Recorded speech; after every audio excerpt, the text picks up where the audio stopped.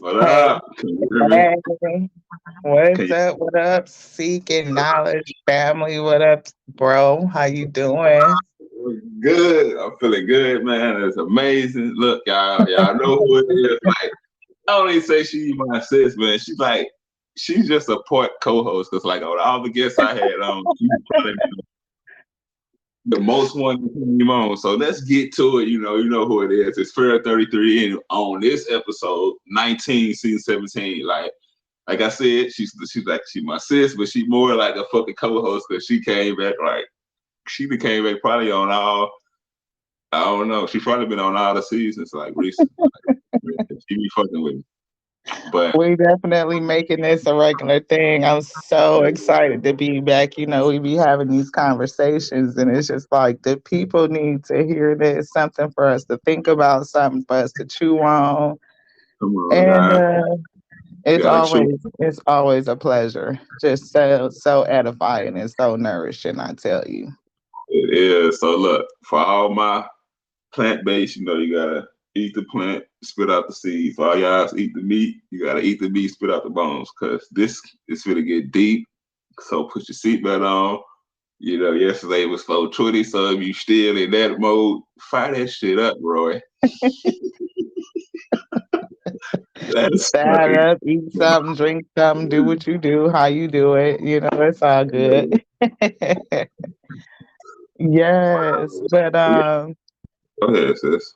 So y'all no, know she better. She's like I said, she's not a regular, but we just had a deep conversation about absent fathers, how they can play effect. Like the thing about it can play effect on a male and a female, because women are really close to their like it's like a stigma or statistic or whatever. But I know this facts because I know women like daughters are close to their fathers too, even though a male is, but like I said, like a male or a man, he already masculine, so he feels like I don't really need my father. I need him, but I don't need him. I need to show him. But like a woman, like a daughter, need they need their father. So absent father, it can take a toll on a lot of shit. But you got anything to add on? Because I didn't went right into the I didn't jump right in.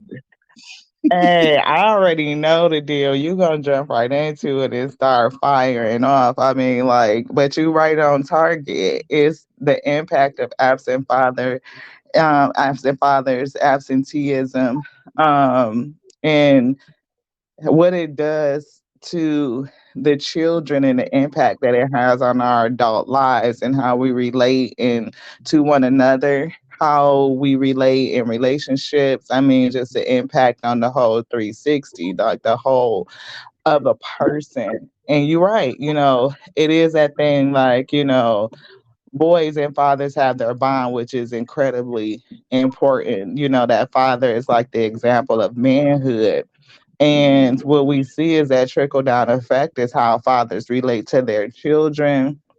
What example are they modeling? And then what is the impact felt when the father is absent? And it's just as important for females, right? For little girls, especially, the father is their first love. And when that love is missing and you don't have that sense of security and validation, and just someone who sees you and loves you for your whole self as you are, you grow up with a lot of things missing. Again, in terms of confidence, self esteem, security, self knowingness, self acceptance. And then what is it looking like in terms of, searching for that replacement, something or someone to fill that void? And we get into all kinds of things and making the wrong choices.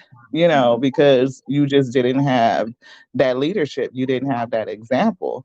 And yeah, it's highly impactful in terms of how we relate in relationships. And it's the same for, young men. If you didn't have your father figure to show you how to navigate relationships, how to relate in love relationships, what's the difference between choosing a partner for lust because they look good, they make you feel good, versus somebody that's good for you, that helps you develop parts of yourself or pull things out of you to magnify you, amplify you. Then you can start choosing people for, unhealthy and toxic reasons. And now we face with a whole society where like these toxic dynamics where everybody is coming from their own viewpoint and vying for a position, and nobody's communicating to each other really, um, in a way where people can be heard, be seen, and understood, developing a level of compassion for one another. And I believe a lot of it stems from having an absent parent, particularly in this conversation, an absent father. You know what? I agree with everything you said, I'm gonna touch. I'm gonna back all the way back because you be dropping them gems, bang bang. But now it was like father can affect the child, like a daughter and it can affect the male and the female. Because number one, from the standpoint of like you said, like the daughter, the man is her, like the dad is her, father is her first love, right? So Hmm. in a household, and she's saying that the mama and they getting along, they loving each other. She understand that, oh, this what I want, or this what the universe is gonna send me, or this what I'm gonna manifest, because this is what I see. But Yes. dad is absent, and mama is doing her thing, like because I'm just being real. You got mamas out here that bring all type of men around their kids, and that shit can be Yeah. toxic. So if it's all they see, that's what type of they're gonna attract. Like they're gonna think, oh, that's right. So it's gonna be toxic, toxic. They're gonna choose the wrong. And I can just throw my life in there because, like I said, my father was absent. The motherfucker still absent. The motherfucker got two different names. What I was told, and it's funny I'm saying this. Why I say he got two different names? Because when I was a child growing up, went through foster care, went through adoption. I was told his name was Johnny Morris. Then I had an incident where I had to get another Social Security card. This motherfucker name is David Burke. It would sound like a white man name to me. And Hmm. I wonder when I got out when my middle name became David. It never makes sense to me till I got older. But me not having a father in the home, like I can just say, I mean, I do my best to try to parent. I mean, father my kid, even though it's over the phone, or you can say I'm a Facebook dad or whatever, a phone dad, because my kids. But still, not having that other half of the parent in your life, it can play a toll. Then I think it from the viewpoint of a male, a little kid, like not having his father. Then they say, okay, the male not having his father. I'm gonna be real. That they say the little boy is feminine, or he got feminine ways because his father not in there.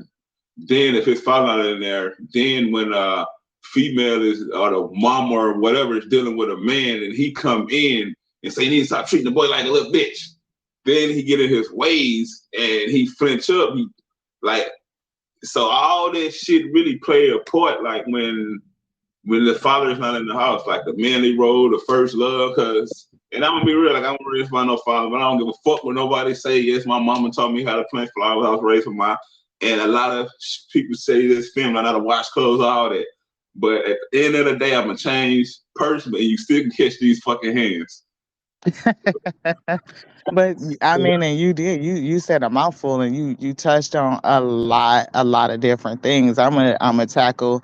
One of them is just kind of piggyback off of what you said in terms of the mother or the parent that's remaining, because of course we have single dads just like we have single mothers, but single motherhood is way more prominent and way more prevalent in terms of incidents than single fatherhood, and that's just facts. But when a woman is by herself raising children, whether it be girls and boys especially, right?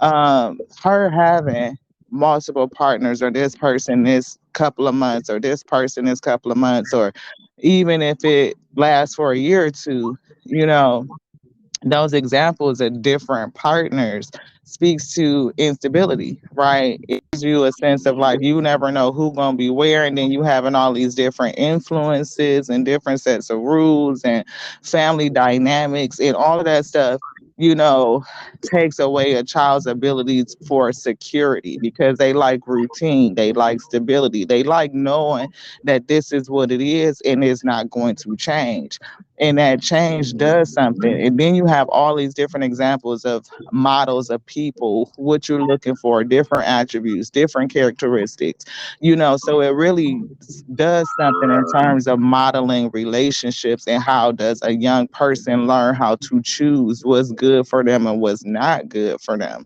right? Um, Something else that you mentioned in terms of, mothers raising sons, yeah, a son is supposed to be well rounded. They're supposed to know how to take care of themselves, and they're supposed to be able to tap into their feminine energy or their soft side, nourishing side, being able to grow and nurture and learning, that loving and compassionate attribute. But what tends to happen is because a woman is coming from her perspective and a man coming from his perspective, if that male perspective is missing, it's going to be off balance, no matter which way you slice it. So if I teach my son in terms of grooming him to be nourishing, it could be over this. I could be trying to make him extra hard, like man up type of shit, or boys don't cry, or dust that shit off when they don't have an opportunity to express their emotion. They don't feel confident and supported because she's trying to turn him into a man. Or some women make the mistake of treating their son like they a man instead of a child and giving him the opportunity to be a kid and grow through their stages. Like he's not the man of the house just because he's the only male person in the house. He's a child. And to be able to go through the growing process as a child and without feeling the pressure of a household or like you need to protect your mother, no, you're 10. You know, it's supposed to be a masculine and feminine dynamic where you have a protector in the household, you have people who are equally nourishing and nurturing and show you what it looks like in different attributes. We come together and make a whole. That's why we have masculine and feminine energy, we have female and male parents. Both of them bring something critically important to our upbringing, our mindset, how we model and how we operate and function, not only in society, but within self and in relationships. And you know what's it's something you touch on, like about the Aspen's father's under the home, then the little kid or the boy had to feel like he 8, 9, 10, 11, he have to step into that manly role, and like him not really having a father figure in his life, or let me just say a real model, like my brother James Winnie can say, a real model or somebody that's doing something inspiring. So that triggered him to go to the streets and have Right. to hustle at a young age because he the man of the house. He can't get no job. So he was like, I can go and do this, whether he being a runner, he watching out, like anything. So, but when you got to get it put in that position, like at a young age, man, no telling what you would go out there and do because you feel like you don't really have a love at home and you the man of the house. So you got to protect your family, even though your mom is doing her thing or whatever, but you still feel like you the man of the house because this nigga is temporary or this shit is temporary. So that's what it really leads to. Like that's why a lot of Hmm. kids that's out in the streets, like you don't know what the home life is, but 9 times out of 10, cause they got put in that position to be the man of the house, either they dead or not in the picture, either he got killed or he's in jail, and that's probably what he did when he was in the picture. So that's all he really know because that's all he's seen. Even if you do got a dad that probably he was corporate, got like them on some blue collar shit, fried or whatever, it's still like when you put in that situation as at a young age, got to be that man. Ain't no telling what you have to do. Like Yeah, that you so right. And then when they So, for instance, of what you were just saying, like a young person, a young male without a father figure, feeling like he needs to be the masculine, he needs to, provide, he needs to protect. And you right. They not in an age where they can go get a job. So you go hustle and look at the other men that you are around, that you are also modeling that same type of behavior, picking up these toxic masculinity traits when it's a product of, they probably didn't have a positive real father figure in the home, and it's just rolling downhill to the point where we done snowballed out of control in this whole, whether you a beta, whether you a simp, whether what does masculinity look like, and now men and women aren't able to communicate and commune and relate to one another in a healthy way because we have so many generations. I mean, even if we just go back to the 70s, which don't seem like a long time, but we was just kind of talking about, you know, the welfare system, and that's like the hot topic of where if it, they want to say where the welfare system broke down the black family. Not that's not true. We know that the welfare system was created for white women, no pun intended, but it's just the truth. It was created for white women living under a patriarchal system where their husbands had all the control. They didn't have the right to really work and have jobs, and what they did get as jobs was underpaid. They didn't have a right to have a bank account. They couldn't manage their own money. So when Mr. Smith went around the corner to his mistress and left the wife at home, she didn't know how to run no family. She didn't know how to run no household. She didn't know how to pay no bills. So, or let alone have the ability to sustain that income to take care of the family. So that yeah, the welfare system was invented for white women who are still the biggest recipients of welfare in the country. These is facts. They can look it up. But we have this conversation in black culture like the welfare system was created to break down the black family. No, it was a lot of other factors in terms of why fathers were absent and what are the cultural issues that contributed to that. A lot of it was like the Vietnam War and people coming home fucked up without no resources, PTSD and shit like that, and no opportunity to work. And when fathers started leaving the house, 60s, 70s, of course, black women, by the time the 60s really rolling in, now we got anti discrimination laws. We can go and apply for help. It ain't never been a point where black women didn't have to work and contribute to the household because we never experienced that nuclear family shit where it was one parent at home. No, we was out there in the streets getting it just like our counterparts had to get it. But when shit got fucked up and fathers left the house, then now, okay, we got to get some help because how are we going to make it without our other half? And that shit just And done snowballed.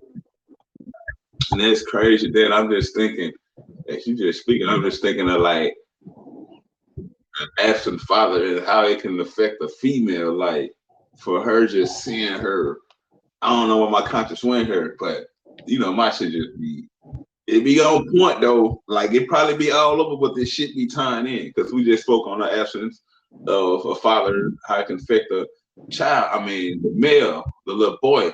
But I'm thinking of like from the standpoint of the daughter, Oh, seeing her yeah. mom with these different men, and so she looking at all these different attributes. Like, okay, I'm gonna dress this way to attract this certain type of man because he can give me that the money side of things. Then she probably want the love fixed side of things, so she probably gave her a motherfucking nigga to work at the bank or something or a lane. But then not knowing that having a father to teach you how to pick the right man and how to dress, like you don't have to dress a certain way to make a person love you or do a certain thing to make a person love you. If a man loves you, he's gonna love you for it intellectually first and not what you can offer him in the bedroom. And so I just think all this shit, how it, like I said, even though I give my daughter the game on all this, but my daughter's intelligent. But I'm just thinking of when you don't have that father figure to teach your daughter this, and she go out there and choose the wrong way, then it can lead to like I done seen situations where it then led to the daughter being abused, and eventually the daughter ended up being killed, lost her life in the situation. Like these Oh, real facts. yeah. Real facts. Real facts. Love. And you That talking about, I mean, you speaking my story. You talk, that's my testimony. You know what I mean? My mother and my father had a hell of a toxic relationship. He was in and out of jail on drugs and addict.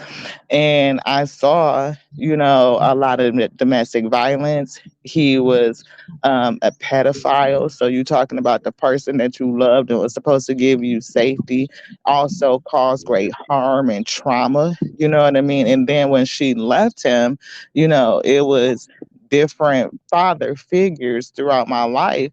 And when I became an adult, I was married and then divorced, not understanding how to pick relationships, highly insecure, deep self-esteem issues, um, didn't understand what true relationships was supposed to look like, don't understand what real love looks like and how people communicate in love and really operate in a healthy manner.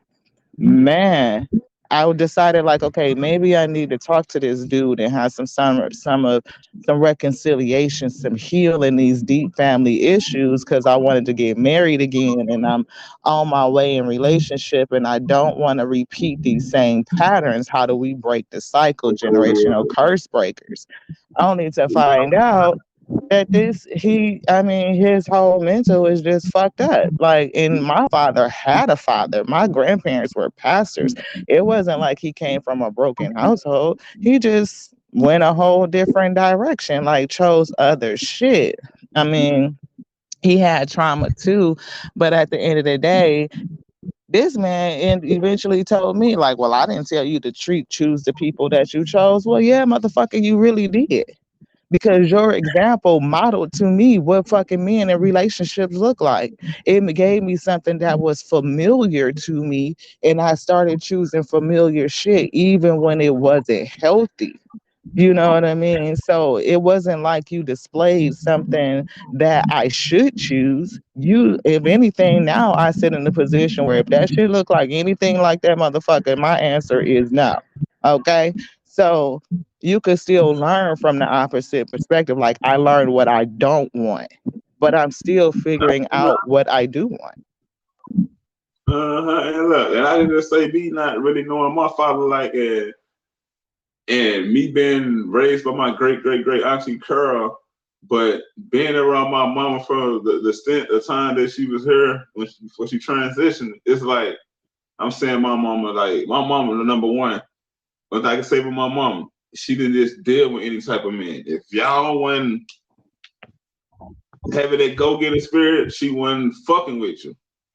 But still not having that, and that was just like, and she didn't have many people around him, so the ones that I did probably connect with, it was just like, I don't even understand what the fuck he talking about. I'm not doing that dumb shit. The ones I did connect with, I ain't gonna even lie, the ones I did connect with, I'm just being real.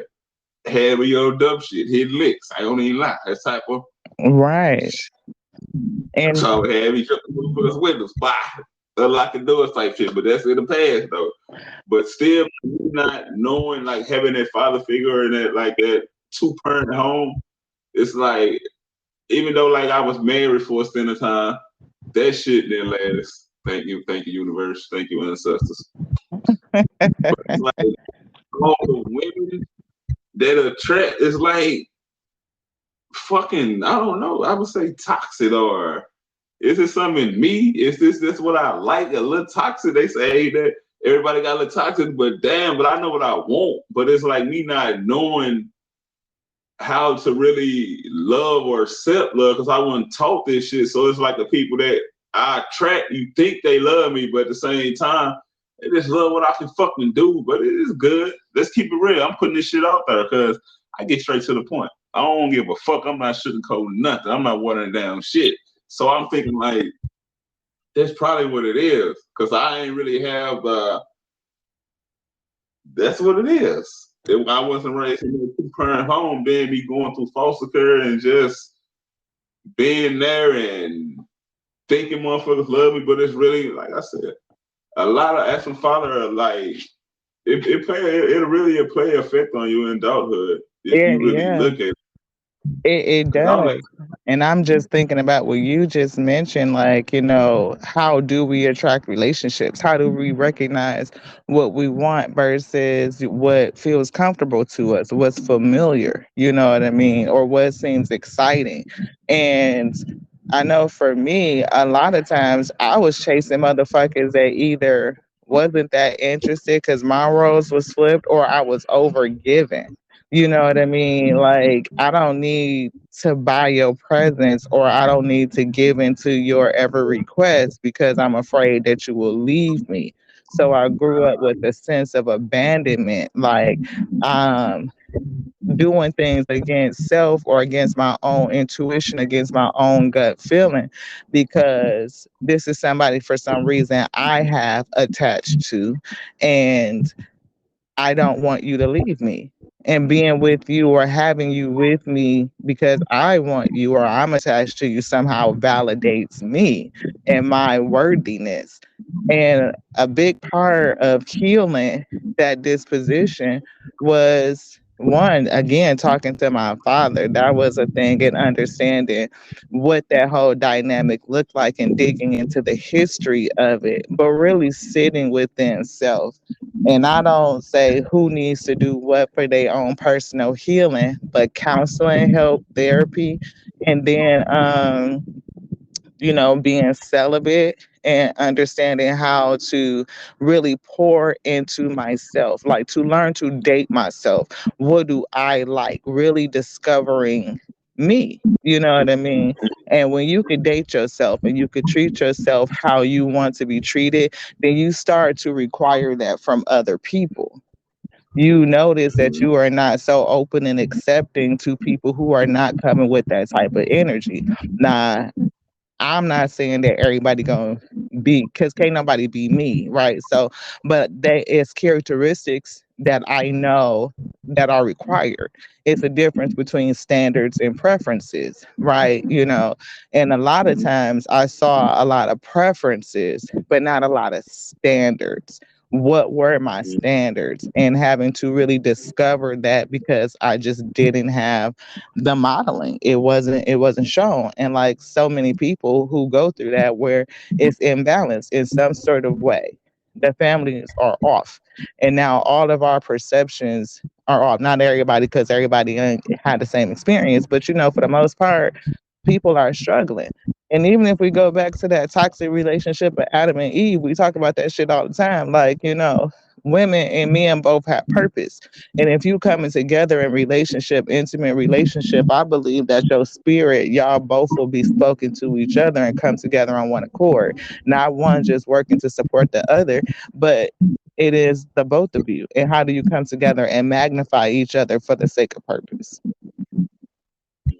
I mean, y'all gotta see eye to eye. Even if one of y'all is tall and the other one of y'all is short as a motherfucker.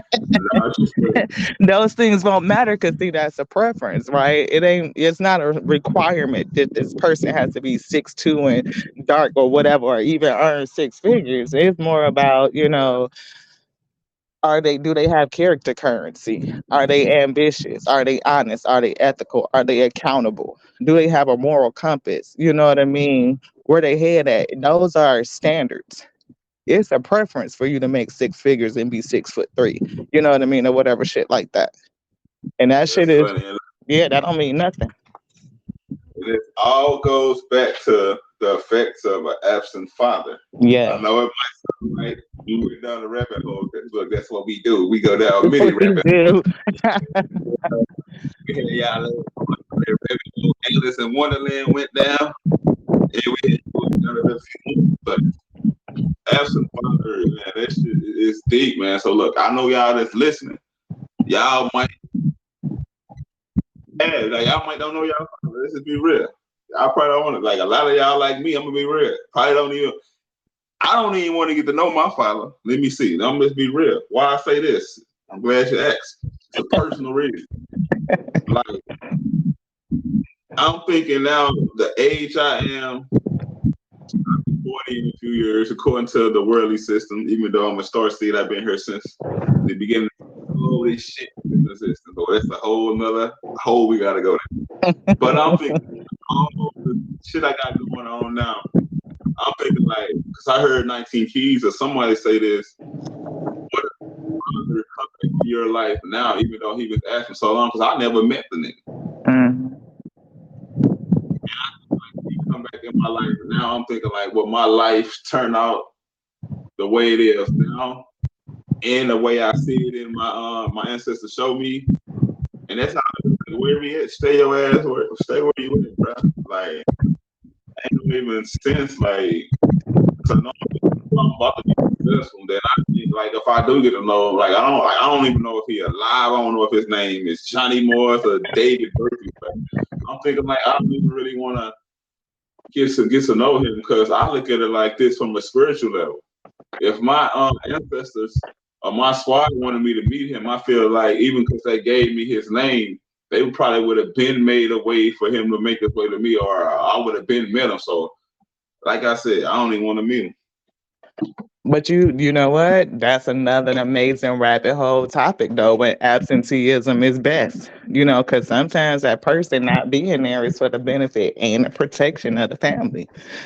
Just like I said, my paternal figure was a pedophile, right? So his absenteeism and him going away or being taken away out of the family, my mother finally moving away, was a protection for us.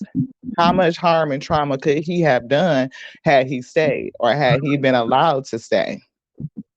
Uh, So sometimes it's best, but that doesn't mean that the impact that it leaves on the children is any less. If anything, it just complicates things.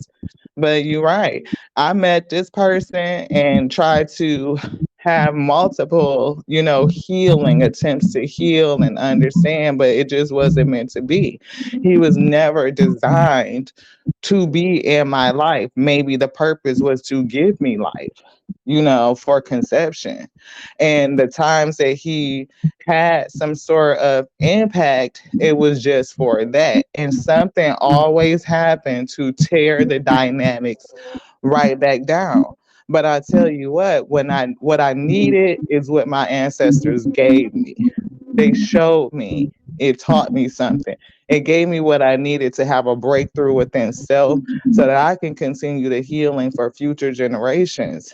And we have these conversations for those who are struggling with those multiple layer of dynamics, because it's definitely not cut and dry. It's definitely not black and white, but it's multi-dimensional, multi-layer, and multi-aspected, multifaceted all at the same time. It's very complicated. So sometimes yeah, absenteeism is best. yeah, we definitely got to do a part two on that.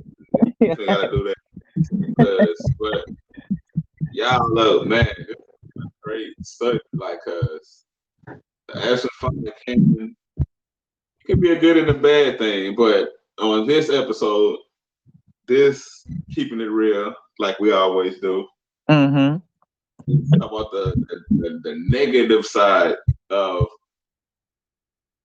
having the father being absent. Yeah. So we out man. Look, let's listen to what the fuck we were saying.